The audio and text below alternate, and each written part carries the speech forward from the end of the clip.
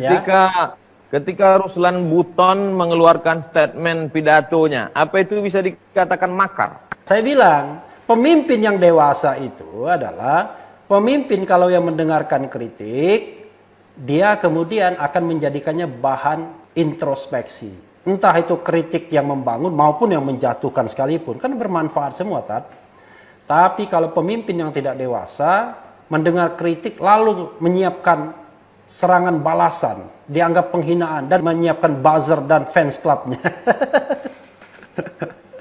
Gitu, Tat. Tapi kalau terlalu ketakutan, Bang Refli, paranoid, orang terlalu ketakutan habis nonton film hantu, itu pucuk pisang disangka pocong. Itulah persoalannya. Jadi dua orang ngomong Abdul Somad dengan Refli Harun dibilang sedang merencanakan makar. Padahal kita kan. Tapi Bang Refli tidak takut nanti kalau dituduh makar. Ya kan saya orang hukum, Tat. Ya saya kan tahu batas-batas di mana orang bisa dikatakan makar dan tidak makar kan. Sepanjang kita menyatakan sesuatu itu tidak boleh dilarang. Ketika Ruslan Buton mengeluarkan statement pidatonya, apa itu bisa dikatakan makar? Ya, pendapat saya tidak. Jelas tidak. Kenapa? Tadi kan dikatakan, orang menyatakan pikiran dan hati nurani itu tidak boleh dilarang. Nah, persoalannya adalah ayat-ayat konstitusi itu, yang saya bilang pasal 28E ayat 3 itu, sering dipatahkan dengan undang-undang ITE. Jadi undang-undang ITE itu undang-undang karet sekali. Kalau kita misalnya menyampaikan konten tertentu di media sosial dengan menggunakan media internet, maka kita bisa dijerat pasal 1 penghinaan, 2 menyebarkan berita bohong.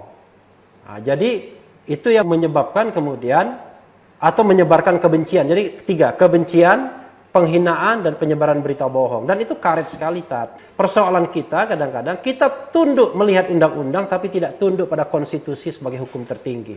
Kecuali Ruslan Buton itu dia berkonspirasi mengumpulkan orang lalu kemudian berpikir bagaimana memecah belah, bagaimana melakukan agitasi, lalu kemudian merebut senjata dan lain sebagainya. Itu baru makar. Gitu. Kerisauan Ruslan Buton itu kan ketika melihat TKA, Bang Rafli. Lalu bangkit semangat patriotisme kebangsaannya. Itu sebenarnya kalau dilihat dari aspek hukum, bagaimana dengan kebebasan TKA yang melampaui batas itu? Jadi kalau kita bicara mengenai TKA, ya, tenaga kerja asing, maka itu kan sepenuhnya di bawah kontrol pemerintah, kan begitu. Nah, ketika pemerintah mau mengambil kebijakan, ya harusnya dia memperhatikan beragam aspek. Salah satunya aspek kepantasan dan keadilan, misalnya kan begitu. Kalau pembentukan kebijakan begitu kan, Tad, kita bicara keadilan, kepantasan, ya kan, keterbukaan. Di tengah pandemi COVID-19, di mana kemudian orang kehilangan pekerjaan, kan begitu. Lalu kemudian orang susah makan dan lain sebagainya, loh, malah kita mengimpor tenaga kerja asing. Nah, rasa keadilan orang-orang itulah yang kemudian dia teriakkan tuh, begitu. Mungkin kalau negara kita tidak ada unemployment, ya kan, semua orang bekerja, semua orang makmur, ya seperti Jepang zaman dulu, atau seperti Malaysia, dia impor orang lain untuk bekerja di sana, kan kira-kira begitu. Tapi ini kan unemployment-nya banyak betul, yang nganggur juga banyak, yang kehilangan pekerjaan juga banyak, kan begitu. Kalau Bang Rafli jadi presiden, apa yang Bang Rafli lakukan terhadap Ruslan Buton? Wah, luar biasa, ini pertanyaan berat sekali. Saya undang Ruslan Buton, biar dia ngomong di depan saya, mau apa dia? Kan begitu kan, daripada dia susah-susah kan, undang saja Ruslan Buton. Jadi gini, Tat. Kadang-kadang ini porsi ustadz loh, tapi ini kan saya berkontemplasi saja. Saya kadang-kadang heran dengan penguasa, ya, kepemimpin bangsa. Kenapa dia selalu ingin mendengarkan orang-orang yang sepaham, searah dengan dia. Tidak mau mengundang orang-orang yang berbeda pendapat. Kalau orang-orang yang sepaham dan searah kan nggak perlu di treatment lagi, sudah dengan sendirinya. Harusnya kan yang perlu didengarkan adalah orang-orang yang berbeda pendapat. Tapi saya kira dimanapun, Tat. Saya mengalami juga, Tat. Kan saya juga, ya dalam masa tertentu pernah diundang di istana gitu ya. Bahkan saya 4 bulan pernah menjadi staf khusus Menteri Sekretaris Negara Pratikno. Tapi saya mengundurkan diri setelah itu.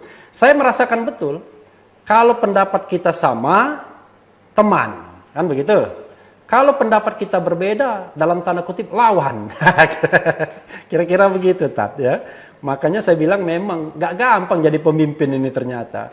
Berjiwa besar, ya, berlapang dada itu sulitnya minta ampun sepertinya, Tat. Gitu. Jadi saya bisa tanya lagi sama Ustadz? Atau masih ada pertanyaan lagi sama Ustadz? Ini Bang Refli. Iya.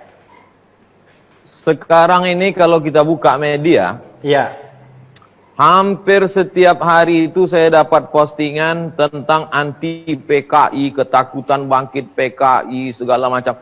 Ini isu PKI ini sebetulnya memang ingin bangkit ada, atau hanya sekedar pemikiran, bukan gerakan, atau isu ingin memecah belah kebangsaan? Apa sebetulnya yang terjadi? Pengamatan Bang Refli.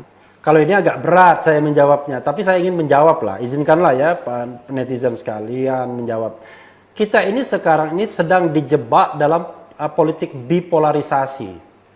Jadi kelompok, saya katakan kelompok A dan B aja ya. Kelompok A menggunakan isu-isu yang sama, PKI, ya kan? Lalu kemudian macam-macam lah. Kelompok B juga melakukan isu yang sama, khilafah, tadi kan ada khilafah, ya kan? HTI, ya kan? Lalu kemudian apalagi kadrun, ya kan? Lalu macam-macam. Nah, ini yang menurut saya tidak sehat dalam politik kita, Pak Ustadz, ya. Harusnya politik kita jauh lebih cair. Jangan ada bipolarisasi seperti ini.